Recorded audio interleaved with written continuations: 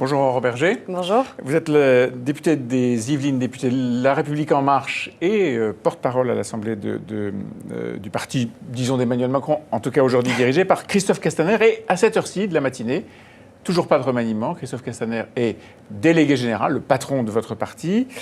Il est secrétaire d'État. Il est secrétaire d'État aux relations avec le Parlement et porte-parole du gouvernement. Ça peut durer ? Il a déjà été dit que de toute façon, il ne resterait pas porte-parole du gouvernement. Mais peut-être après qu'il puisse rester secrétaire d'État en relation avec le Parlement, moi, j'y vois pas d'incompatibilité. Non, parce qu'on a toujours su d'où il parlait. Il était déjà membre fondateur de La République En Marche. Il appartenait à ce mouvement politique lorsqu'il était déjà secrétaire d'État en relation avec le Parlement il y a 3 jours. Donc parce qu'il serait devenu délégué général, d'un coup il deviendrait incompétent. Je pense que c'est une fausse polémique. Hier, il était reçu à l'Élysée par Emmanuel Macron, comme les autres chefs de parti et président de l'Assemblée nationale et du Sénat. Lorsqu'il est sorti, il s'est exprimé sur le perron en tant que délégué général de La République En Marche, puisque c'est à ce titre qu'il était reçu par le président de la République, vous l'avez dit, comme l'ensemble des présidents des autres partis politiques. Alors il était consulté sur plusieurs projets européens d'Emmanuel Macron, dont un qui est de créer un scrutin national. Aujourd'hui, les européennes, enfin les dernières européennes, il y avait 8 régions. L'objectif est de faire une liste nationale par parti. Non, pas par parti, parce que Christophe Castaner a dit « Seule la liste que nous constituerons, et je ne dis pas la liste La République En Marche, seule cette liste sera européenne ». Ça veut dire que dans l'esprit d'Emmanuel Macron, dans l'esprit de Christophe Castaner, il faut élargir La République En Marche à d'autres partis. Je pense que la question européenne, elle est devenue un point de clivage essentiel, en tout cas extrêmement prégnant entre les différents partis politiques, et parfois elle traverse même les partis politiques. Ça se ressent à la fois dans ce qui reste du Parti socialiste ou même dans les débats internes que l'on voit au sein des Républicains.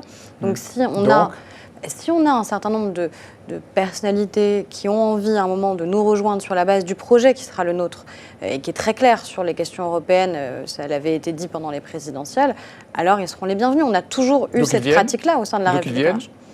Si vous avez des socialistes, alors des constructifs, ils seront sûrement faciles à convaincre. On verra. Vous savez, on n'est pas dans une démarche de débauchage. On n'est pas dans une démarche de débauchage. Mais l'idée, c'est de ne pas faire une liste de La République En Marche. Il y aura une liste de La République En Marche. La question n'est pas aujourd'hui de savoir comment elle va être composée. Je ne peux pas vous dire qui sera à la première, à la deuxième ou à la 10e place. Non, pas les noms, mais les identités. Au fond, les identités politiques, puisque Christophe Castaner dit, d'ores et déjà, on sait que ce ne sera pas une liste La République En Marche. Encore une fois, la question, c'est sur quel projet. De la même manière, s'il y a un certain nombre de personnalités qui ont envie de nous rejoindre dès aujourd'hui, elles peuvent le faire, mais sur la base du projet qui est le nôtre et sur lequel on a été élu. Donc s'ils partagent ce projet, ils sont les bienvenus. Vous êtes favorable à la liste unique ? Je suis favorable à la liste unique. Je pense que c'est plus de clarté. Aujourd'hui, les très grandes eurorégions, je ne suis pas certaine que les Français, peut-être pour l'Île-de-France, mais au-delà, je ne suis pas sûre que les Français s'y retrouvent. On a l'impression d'avoir des parlementaires européens qui seraient plus ancrés, mais de fait... Oui, c'est ce que dit, par exemple, l'opposition, les Républicains. Le territoire est tellement large, comment envisager que tout l'ouest de la France, par exemple, soit couvert par quelques parlementaires? Mais ça ne les éloigne pas davantage du terrain, de la réalité, de la vie quotidienne. L'Europe est très éloignée de la vie quotidienne. Avoir un député élu sur une liste nationale, est-ce que ce n'est pas un danger ? L'Europe n'est pas éloignée de la vie quotidienne, déjà parce qu'elle a un principe... Ce qu'on lui reproche. Elle a un principe qui est celui de la subsidiarité. Si les États savent faire mieux qu'elle, alors c'est aux États de le prendre en charge. C'est un principe qui a toujours existé au sein de l'Union européenne et elle vient aussi soutenir un certain nombre de projets. La difficulté, c'est souvent que finalement, notamment les régions ou les différentes collectivités locales qui pourraient avoir accès à des fonds européens ne les demandent pas. Donc on a plutôt ça à mettre en œuvre, c'est-à-dire comment on facilite cette demande pour aussi rapprocher de l'Union européenne. Parmi les projets d'Emmanuel Macron, il y a aussi la constitution de listes transnationales, c'est-à-dire prendre des députés d'autres pays de l'Europe, d'autres pays que la France, et d'en faire des députés représentant l'Europe en général. Favorable ? On a la question en fait des parlementaires qui étaient les parlementaires de la Grande-Bretagne qui de fait ne seront pas réélus. Et donc plutôt que de réduire le nombre des députés, ce qui se fait partout, vous dites on va en créer de nouveaux. Ce qui s'est passé souvent, c'est qu'il y avait une réallocation à la proportionnelle en fonction du poids démopographique des États. Mais vous allez créer de nouveaux postes pour remplir des postes vacants. On ne va pas créer, du coup, c'est juste que ces postes-là ne seront pas supprimés. On ne va pas en ajouter de nouveaux. Et ce n'est pas utile de supprimer des postes de députés ? Au niveau de l'Union européenne, objectivement, on a peu de parlementaires européen. Quand on compare aux autres États, notamment la France, qu'on diminue le nombre de parlementaires en France, non, ça, j'y suis favorable. Pas diminuer le nombre de parlementaires en France, mais après tout, les Britanniques sortent de l'Europe, ils sortent du Parlement européen, point.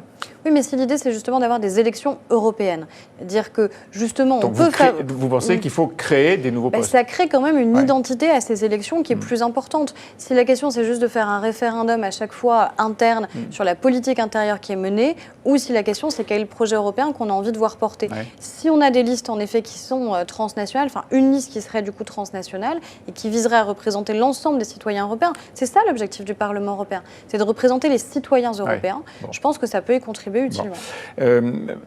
En l'état actuel de ce que l'on sait, de ce qui se passe en Allemagne, il risque de ne pas y avoir de gouvernement en Allemagne avant la fin de l'hiver, disons Pâques à peu près. Il restera 1 an avant les élections européennes, ça veut dire 18 mois, presque 2 ans perdus pour faire avancer l'Europe. Est-ce que c'est une bonne nouvelle pour Emmanuel Macron ? Pour l'instant, il y a en effet un doute. De là à dire qu'il n'y aura pas de gouvernement avant la fin de l'hiver, on ne le sait pas aujourd'hui. S'il y a des élections, en tout cas, ce sera le cas. Il y a un espoir aussi que des coalitions puissent émerger. Je pense qu'ils y travaillent. Des coalitions ? Il y a des coalitions au sein de l'Allemagne. Enfin, c'est en tout cas ce qui reste malgré tout envisagé. Est-ce que ça aboutira ou pas? Je ne sais pas. Moi, je ne suis pas élue en Allemagne. Je sais juste qu'on ne peut pas perdre 18 mois parce qu'on a des sujets qui sont essentiels. On a avancé sur la question des travailleurs détachés. On est en train de continuer à avancer sur la question de la sortie du glyphosate. Mais s'il n'y a pas l'Allemagne avec nous... Eh bien, il faudra trouver d'autres partenaires si on n'a pas l'Allemagne. Mais on a des sujets clés. C'est quand même une mauvaise nouvelle, non ? C'est une mauvaise nouvelle pour l'Union européenne en général, parce qu'elle ne peut pas se passer d'avoir un acteur aussi fort et important que celui de l'Allemagne.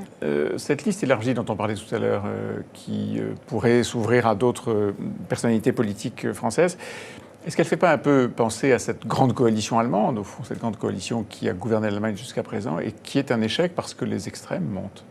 Est-ce que c'est un échec sur les résultats qui ont été obtenus en Allemagne en termes de réduction du chômage, en termes de compétitivité de l'Allemagne? Je ne suis pas certaine. C'est-à-dire qu'il y a encore 15 jours, tout le monde prenait... Est-ce que élargir de plus en plus une liste, par exemple, La République En Marche, essayer d'absorber des gens qui représentent d'autres lignes politiques, est-ce que ça n'est pas faire monter les extrêmes? Est-ce que ça n'est pas le danger des listes nationales?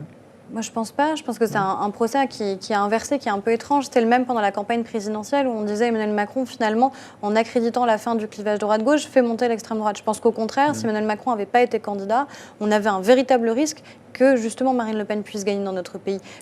Oui, j'en suis persuadée. Quand on regarde honnêtement les forces qui étaient en présence au moment de la campagne présidentielle, si Emmanuel Macron n'avait pas été... Les Républicains, Marine Le Pen, c'est Marine Le Pen qui gagnait. Est-ce que déjà les Républicains auraient été en capacité d'être au second tour? Est-ce qu'on n'aurait pas eu le risque d'avoir un second tour entre Jean-Luc Mélenchon et Marine Le Pen, qui aurait pu dire qu'elle en serait... Il pense toujours qu'il lui manquait 600 000 voix. Il avait quand même quelqu'un devant lui, ça ne vous a pas échappé. Vous connaissez bien les Républicains. Non, mais c'est pas ça. Je dis juste qu'il ne faut pas inverser la charge de la preuve. Ce n'est pas parce qu'Angela Merkel a réussi à faire une grande coalition dont tout le monde a salué les effets en matière économique, en matière d'emploi, matière politique, maintenant on peut s'interroger. Les extrêmes sont montés. De la même manière en France, pas parce qu'Emmanuel Macron était candidat que Marine Le Pen a fait un bon score. C'est au contraire parce qu'ils les combattent. Aurore Bergé, vous allez voter la semaine prochaine pour le PLFSS, le projet de loi de financement de la sécurité sociale. Il y a 2 nouvelles mesures dans ce PLFSS qui n'étaient pas annoncées par Emmanuel Macron pendant sa campagne. Une qui est la hausse du complément du mode de garde monoparental, pour les familles monoparentales, et l'autre qui est la baisse du montant et des plafonds de ressources des prestations jeunes enfants, c'est-à-dire les enfants de moins de 3 ans. Et par exemple, le Figaro calcule ce matin que pour beaucoup de familles modestes, beaucoup de familles modestes, c'est une baisse qui peut aller jusqu'à 100 € par an des prestations familiales. Bonne idée. Vous allez voter ça? Moi, je vais le voter parce qu'on a fait un choix qui est de soutenir les plus fragiles. C'est ce qu'on fait quand on ceux-là qui vont perdre, hein? Non, parce que, par exemple, vous parliez justement de l'augmentation sur les frais de garde pour les familles monoparentales. Aujourd'hui, je vous parle des familles... Il faut savoir aussi comment on le finance. Il faut savoir aussi comment on le finance et il faut faire des choix. Et moi, j'assume ce choix-là, qui est de dire qu'aujourd'hui, on a une famille monoparentale sur 3 qui est en dessous du seuil de pauvreté. Et donc, pour les aider, il faut prendre l'argent sur les familles un peu moins modestes, c'est ça? Une famille monoparentale sur 3 sous le seuil de pauvreté, c'est autant d'enfants qui sont sous le seuil de pauvreté en France.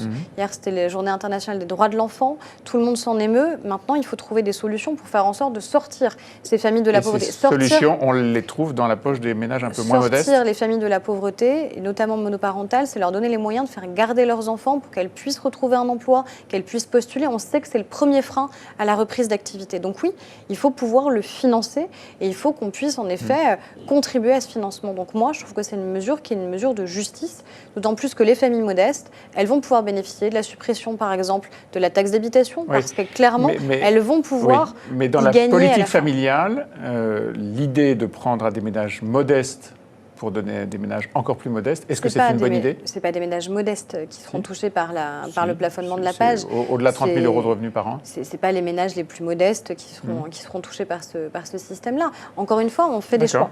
La politique et notamment la traduction dans les choix budgétaires, c'est en effet des choix politiques. Et le choix politique, c'est d'aider celles et ceux qui en ont les plus besoin. Et au sein de la politique familiale, ceux qui en ont le plus besoin, c'est les personnes les plus âgées qui touchent le minimum vieillesse et c'est les familles monoparentales. Peut-être on verra si ça provoque un débat. En tout cas, on observera ça la semaine prochaine. Merci, Aurore Berger. Merci à vous.